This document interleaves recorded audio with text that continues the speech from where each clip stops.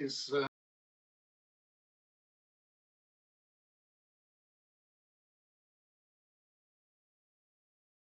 75 years ago. Indeed.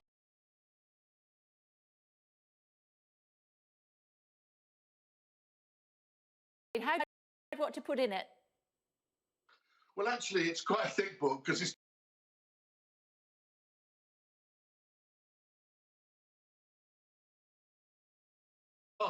to leave a lot out, really, because there's so many great stories, you know, like the one you just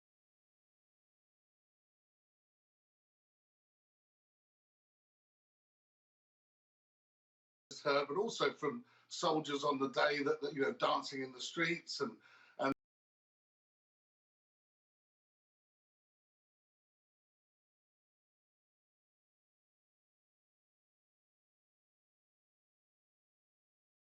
meeting up with other people, but also you've got to get the whole history of the build up to the end of the war and the situation that we're in. Of course, it was a drastic situation in terms of poverty and the things that happened afterwards. But the reality is that was one bright day of sunshine, as I think Princess Margaret described it, in the whole experience. And of course, they still had to wait for victory in Japan. But that night there were a lot of sore heads in the morning. Put it that way. Yeah.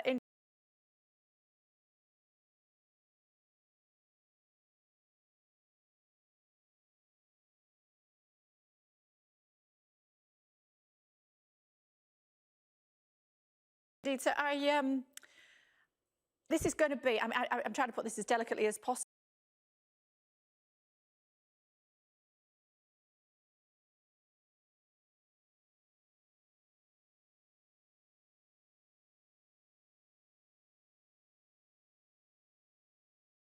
This is going to be potentially one of the last celebrations for some of the people that remember VE Day. So it was really important, I suppose, to commemorate it in such a way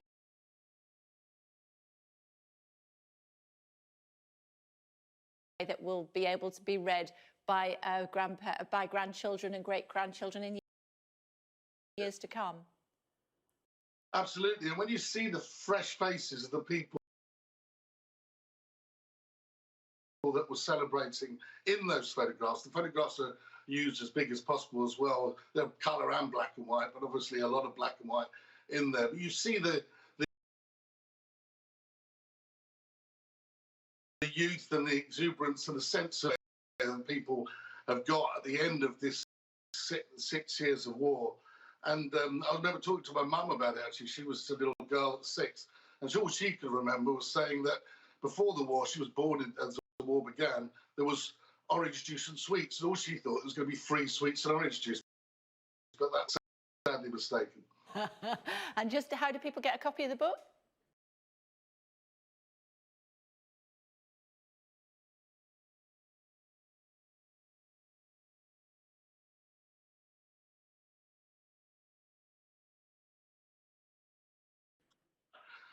VEday.net, they can get hold of a copy. All they got to do is pay